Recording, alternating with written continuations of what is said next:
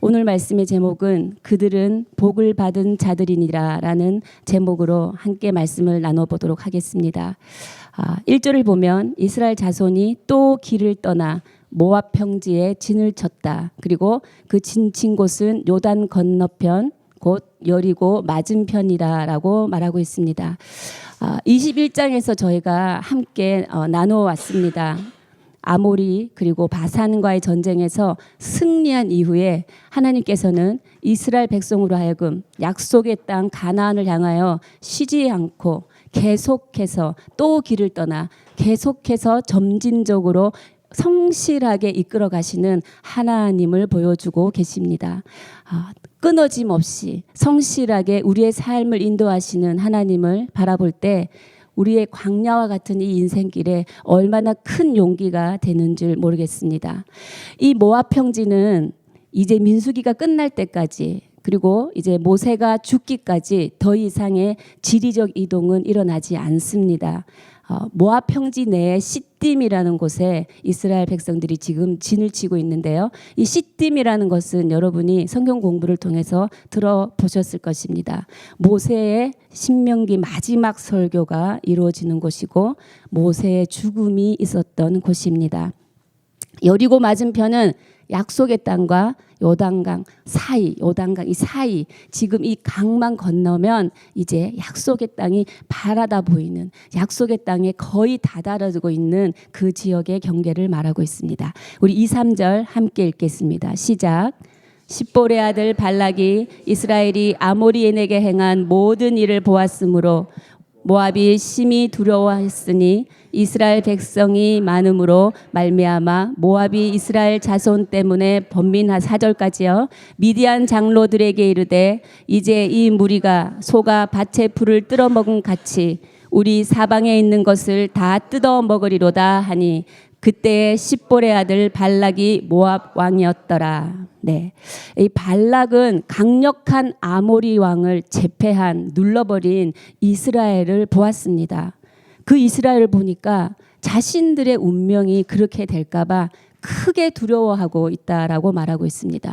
이렇게 하나님 백성들의 이 승전보는 주변 국가들에게 굉장한 영향을 미치고 있음을 우리가 볼 수 있습니다. 이스라엘을 강성하게 하신 여호와 하나님, 그 여호와 하나님의 승리이고 거룩한 전쟁이 선포되고 있는 것입니다. 이 승전가는 불의 가운데 사는, 죄 가운데 사는 족속들에게 하나님의 큰 도전이 되는 것입니다. 이렇게 우리가 믿는 사람들이 살아가는 이 세상 가운데 믿는 자들의 영향력은 이렇게 옆으로 퍼져나간다는 것입니다. 세상 사람들의 눈에 우리는 어떤 사람으로 보여야 할까요? 또 우리를 통하여서는 어떤 것들이 나타나야 합니까? 우리를 통하여서 우리가 하나님의 사람인 것이 나타나야 합니다. 하나님의 사람인 것처럼 나타나면 안 되는 것입니다. 하나님의 사람으로 우리는 나타나야 합니다. 우리를 통하여서 예수 그리스도 그 승리의 이름이 드러나야 합니다. 그래서 예수 그리스도를 믿는 자녀들이 세상을 살아가는 모습은 구별되어지기 때문입니다. 우리를 강하게 하신 분이 누구십니까? 우리에게 그렇게 살아갈 수 있게 하신 분이 누구십니까?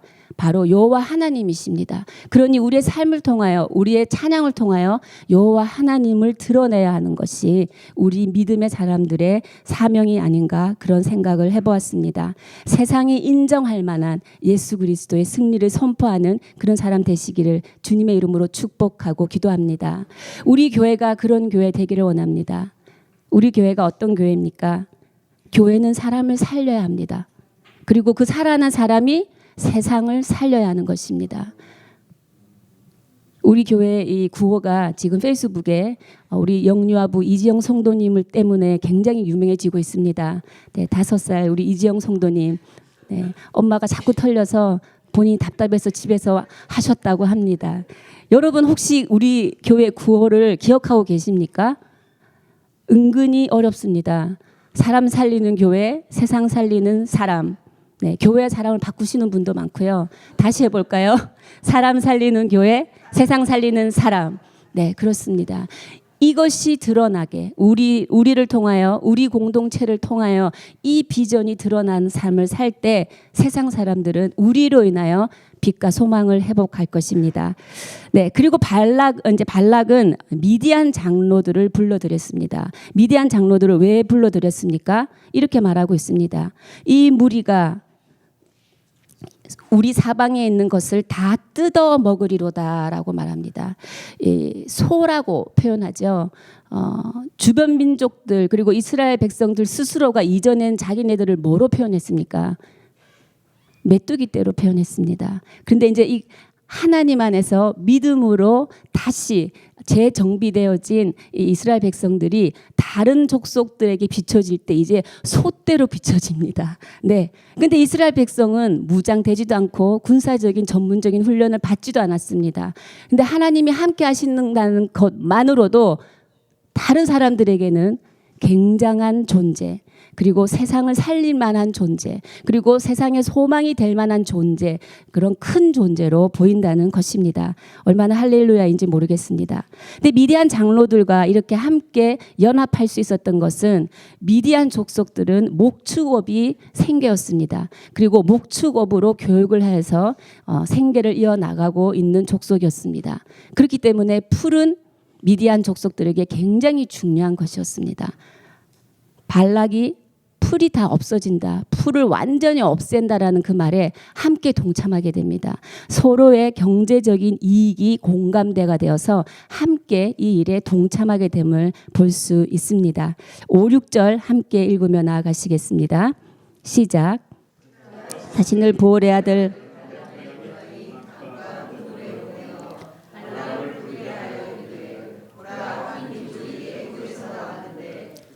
지면에 덮여서 우리 맞은편에 거주하였고 우리보다 강한 이 청한건대 와서 나를 위하여 이 백성을 저주하라. 내가 혹 그들을 쳐서 이겨 이 땅에서 몰아내리라. 그대가 복을 비는 자는 복을 받고 저주하는 자는 저주를 받을 줄을 내가 알미라. 부돌에 있는 발람에게 발락이 사신을 보냅니다. 이 장로들을 보내고 있습니다. 모압에서 부올까지의 거리는 650km입니다. 서울에서 부산까지가 한 430km 정도 됩니다. 굉장히 먼 거리죠. 이 먼 거리를 장로들을 보낼 때는 지금 이 발락의 심정은 굉장히 다급합니다. 굉장히 두려움이 큽니다. 공포에 시달리고 있다는 것을 볼 수 있습니다. 그 말씀에 보면 보라라고 말합니다. 이것은 빨리 도와달라. 이 단어에서도 지금 얼마나 발락 왕이 무엇을 빨리 이루어야 되고 뭔가 빨리 대책을 세워야 된다는 그 마음을 알 수 있습니다. 그들이 지면에 덮여서 그들의 수가 너무 많아서 이제 군사적인 힘으로는 이스라엘을 공격하기에는 자신들이 너무 약하다라는 생각을 한 것 같습니다. 근데 모압이라는 이 족속은 어저께 말씀에서도 잠시 나누었지만 어떤 족속입니까? 롯의 큰딸, 그 큰딸이 낳은 아들에게서 나온 족속입니다. 그래서 신명기 2장 9절에서 하나님이 모세에게 이미 말씀하셨어요. 왜? 모압을 괴롭게 마라. 모압하고 싸우지도 마라.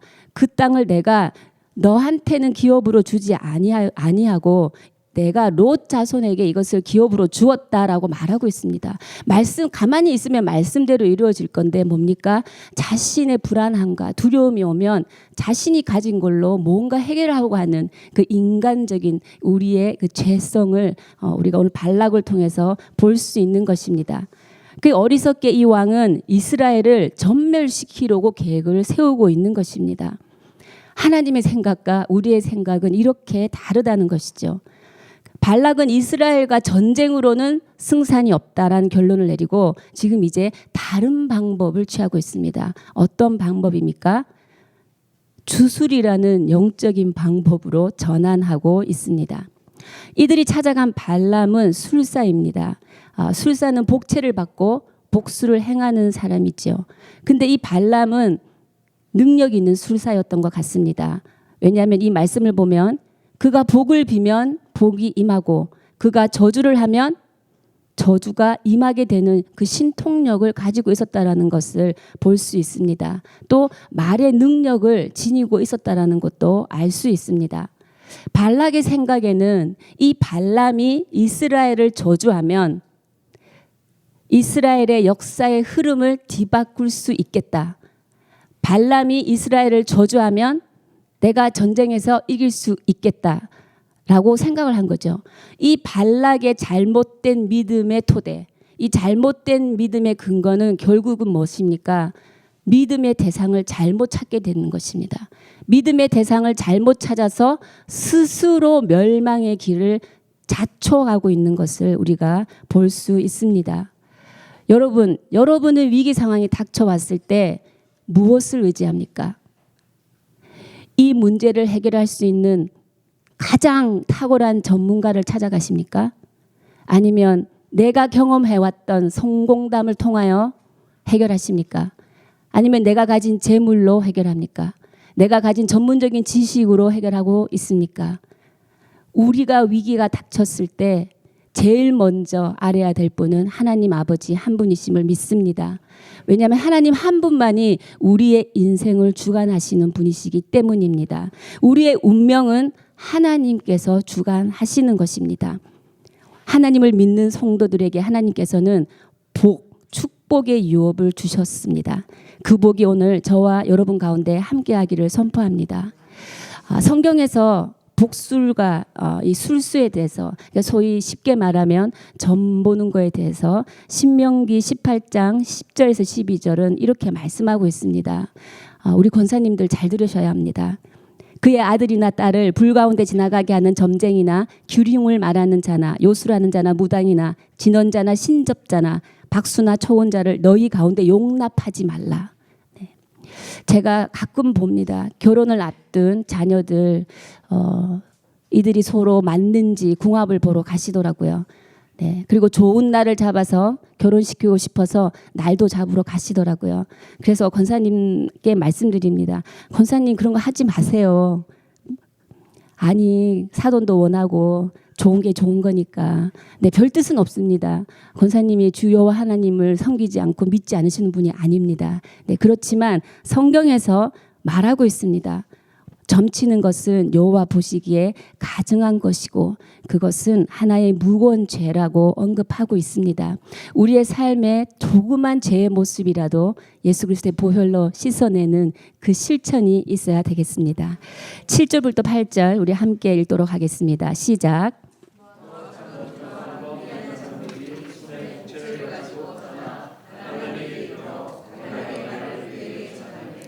발람이 그들에게 이르되 이 밤에 여기서 유숙하라. 여호와께서 내게 이르시는 대로 너희에게 대답하리라.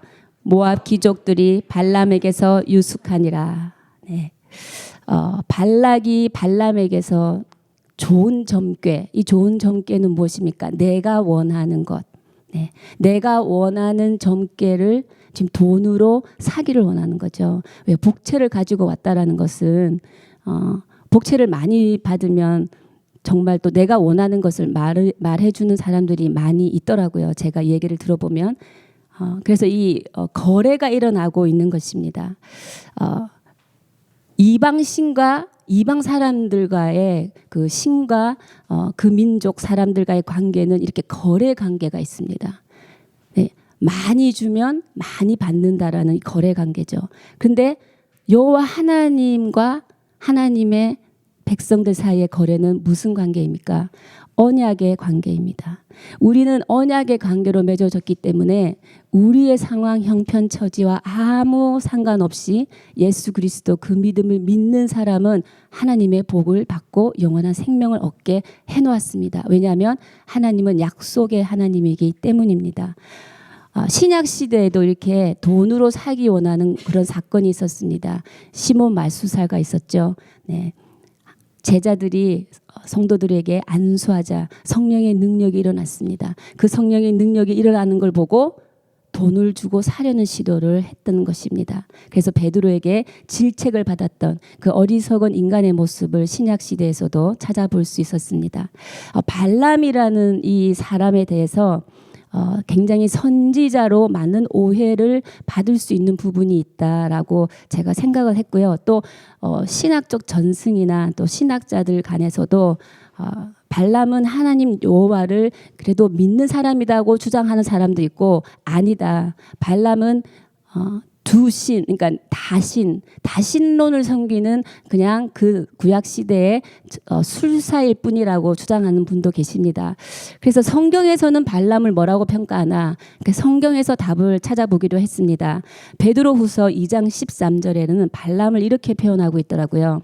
발람은 불의 싹을 사랑하다가 하나님에게 책망을 받은 사람이고 미친 선지자라, 이렇게 표현하고 있습니다. 그리고 요한복음 2장 14절에는 발람이 발락을 가르쳐서 이스라엘 백성 앞에 걸림돌을 놓아 우상의 제물을 먹게 하고 행음하게 하였다라고 발람의 잘못을 지적하고 있더라고요. 결국 발람은 이 요한복음 2장 14절 말씀을 보면 이것입니다. 나중에 결국 발락의 이 요청, 이 제의를 받아들였구나. 그래서 이스라엘 백성을 우상을 섬기게 가이드를 해줬구나라는 것을 알게 되었습니다. 발람의 길은 바로 이런 탐욕의 길이었습니다. 예수님께서는 말씀하셨습니다. 너희가 두 주인을 섬길 수 없다고, 하나님과 재물을 함께 섬길 수 없다고.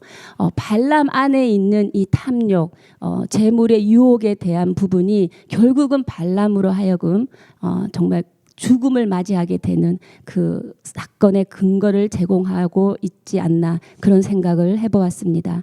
그리고 발람이 또 이렇게 말합니다. 여호와께서 내게 이르시되, 여호와라는 이름을 부르죠. 여호와의 이름을 부른다면, 저도 성경을 읽을 때 처음엔 여호와의 이름을 부른다, 그럼 이 사람이 선지자가 아닌가, 이런 생각을 했습니다. 근데 앞뒤 내용을 볼 때 발람이 진정 여호와를 유일신으로 인정하였다면, 참 선지자였다면 장로들이 제안한 이스라엘을 저주하라, 이 정가를 듣고 과연 그 사람들을 집에 들여 재울 수 있었을까? 참 선지자였다면 돌려보냈을 것이라는 생각을 했습니다. 그래서 우리는 본문에서 물질 때문에 유혹받는 발람의 모습이 보이는 것 같습니다. 우리 함께 9절에서 12절 읽으면서 한 번 더 발람을 살펴보겠습니다. 시작. 하나님이 발람에게 임하여 말씀하시되 너와 함께 있는 이 사람들이 누구냐? 발람이 하나님께 아뢰되 모압 왕 십볼의 아들 발락이 내게 보낸 자들이니다. 이르기를 보라, 애굽에서 나온 민족이 지면에 덮였으니 이제 와서 나를 위하여 그들을 저주하라. 내가 혹 그들을 쳐서 몰아낼 수 있으리라 하나이다. 하나님이 발람에게 이르시되 너는 그들과 함께 가지도 말고 그 백성을 저주하지도 말라. 그들은 복을 받은 자들이니라. 아멘. 네. 또다시 발람이 선지자로 오해받을 수 있는, 또 정말 선지자로 보이는 행동입니다. 무엇입니까? 하나님과 대화를 합니다. 네. 그리고 하나님의 음성을 듣습니다. 이 부분을 묵상해 보면 종교적인 말을 한다고 해서 그 사람이 하나님의 참 선지자는 아니다라는 것을 알 수 있는 것 같습니다. 그들의 마음의 예배, 주 여호와 하나님 한 분만이 유일신임을 인정하는 그 예배가 드려지지 않는다면 입술로 나오고 행위로 나오는 모든 것을 통하여서 그 사람이 하나님의 백성이다, 하나님의 선지자다라고 말할 수는 없는 것 같습니다. 우리는 마음을 다하여 뜻을 다하여 힘을 다하여 주 여호와 하나님만을 섬기는 주의 자녀들이 되어야 할 것입니다. 9절에서 하나님 말씀하십니다. 물으십니다. 너와 함께 있는 이 사람들이 누구냐라고 합니다. 제가 이렇게 엄마가 되니까요, 이렇게 딸한테 묻는 질문 중에 가장 많은 질문 중에 딸이 좀 늦게 들어오고 그러면 너 누구랑 함께 있었니? 이거를 묻더라고요. 왜냐하면 누구랑 함께 있었던 것이 굉장히 안정을 줄 수 있는 이유가 되고 불안을 가질 수 있는 이유가 되더라고요.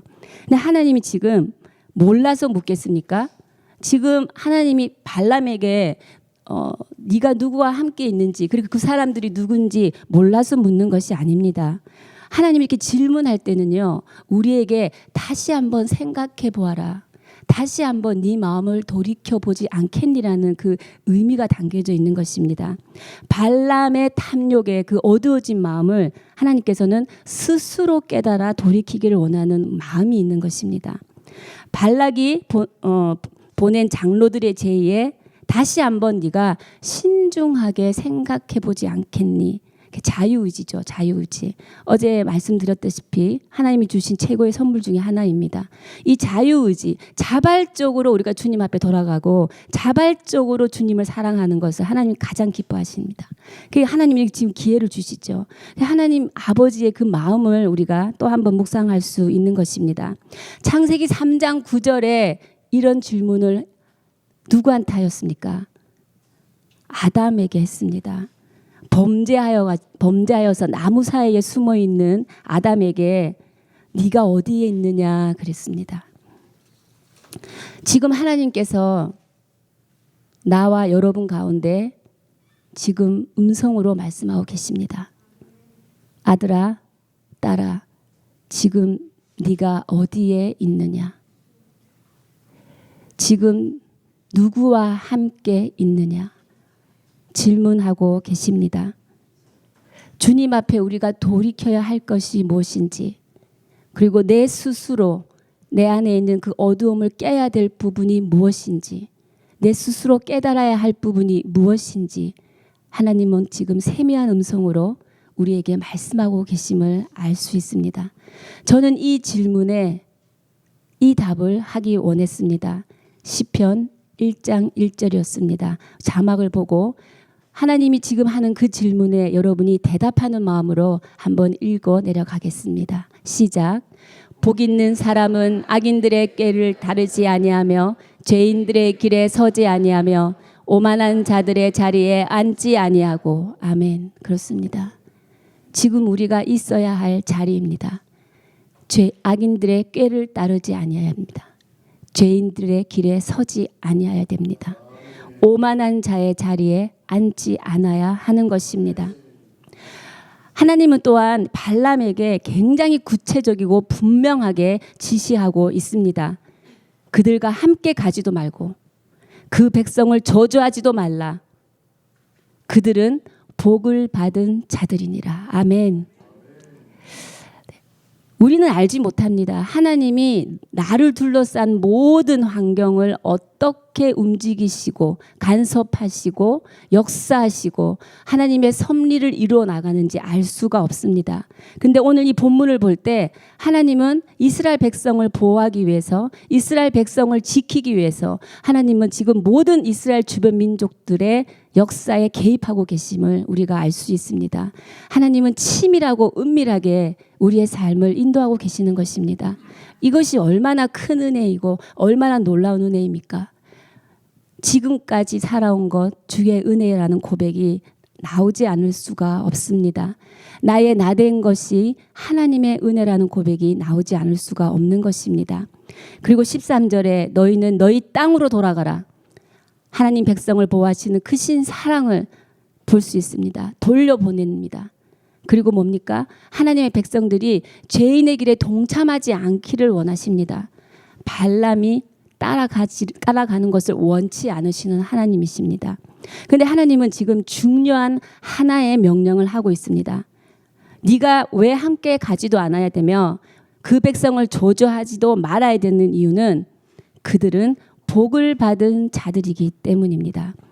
축복을 구하다라는 바라크라는 동사의 상태가 이게 수동 분사형이더라고요. 이 수동 분사형이라는 것은 과거부터 지금까지 계속 이어지는 시제를 말하고 있습니다.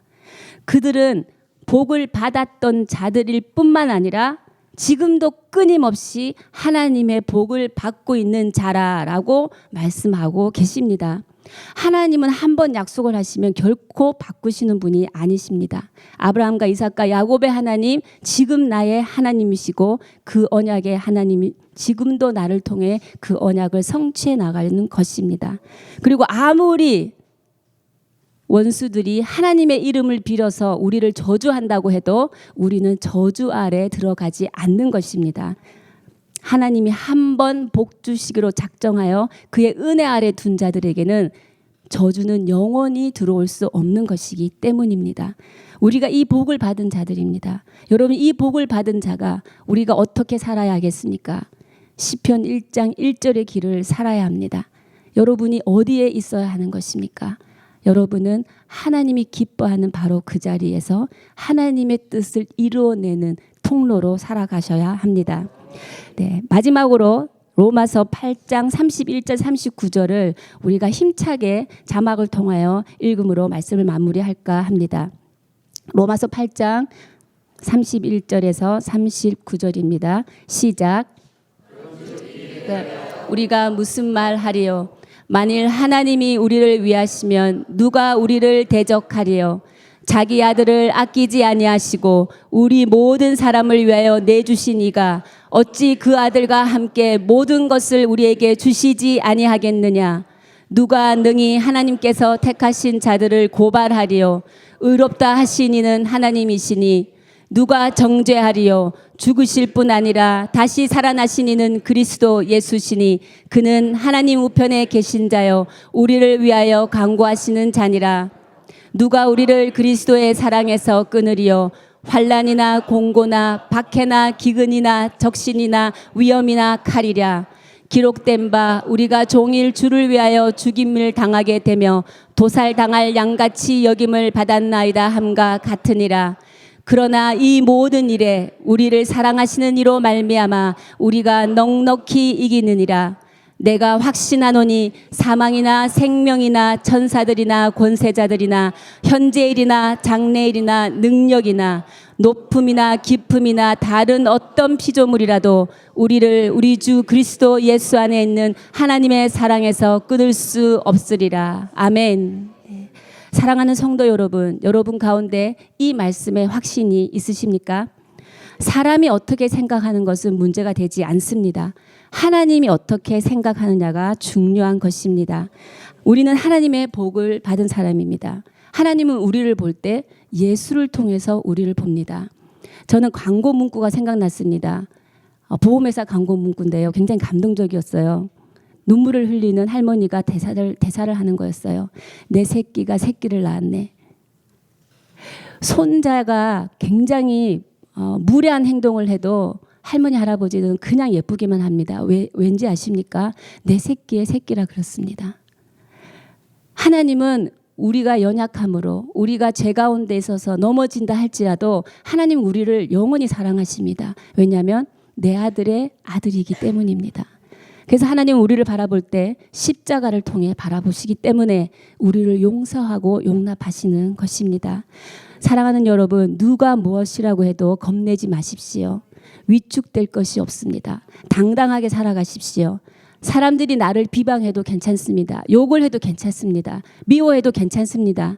또 어떤 사람을 시켜서 나에게 어려움을 당하도록 해도 괜찮습니다. 왜냐하면 우리는 하나님의 복을 받은 자들이라 하나님이 내 앞에서 모든 것을 선하게 해결하시는 그 믿음이 있기 때문입니다. 오늘도 그 믿음이 여러분의 삶을 지키고 인도해 주실 것을 주님의 이름으로 축복합니다.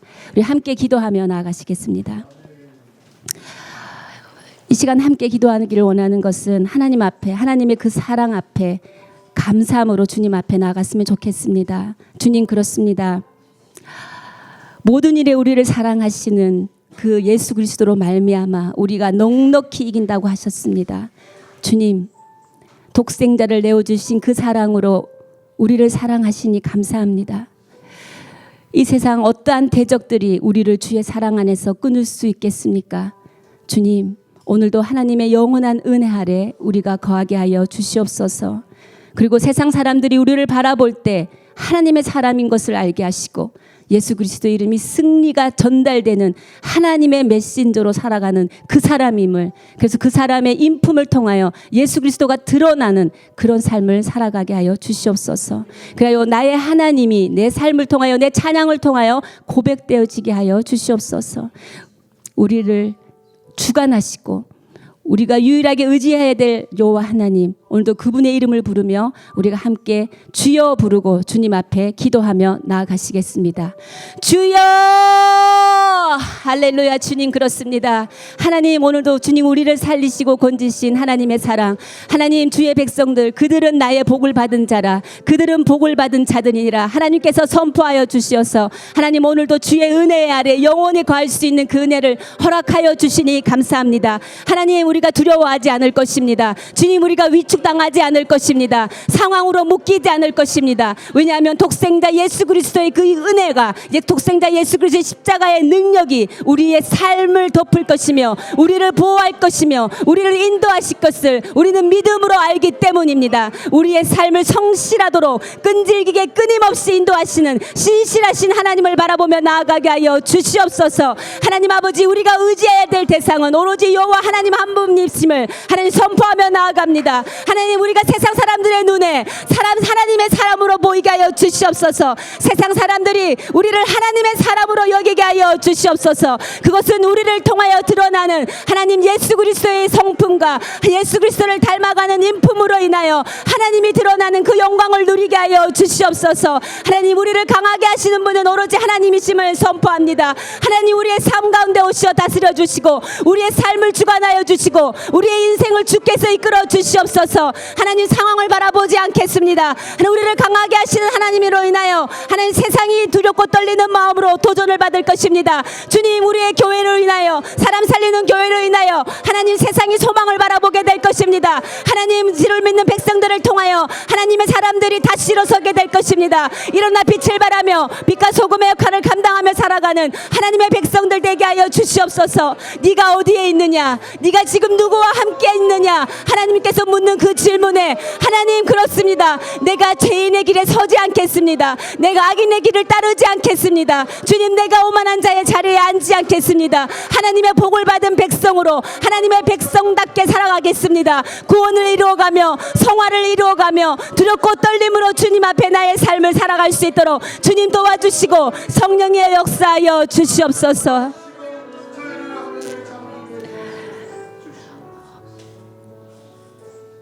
자기 아들을 내어주셔서 남의 자식들을 살리신 하나님 아버지, 그 사랑을 받은 우리가 어찌 우리의 삶 가운데 주님의 말씀을 붙들지 않고 내 뜻대로 살아갈 수 있습니까? 주님으로 인해서 생명을 건진받은 우리의 영혼인데 하나님, 내 생명의 주인 되신 하나님, 이제 당신께서 나의 주인이십니다. 주님, 주 뜻대로 살게 하시고 주님 우리를 내어드리니 주 뜻대로 사용하여 주시옵소서.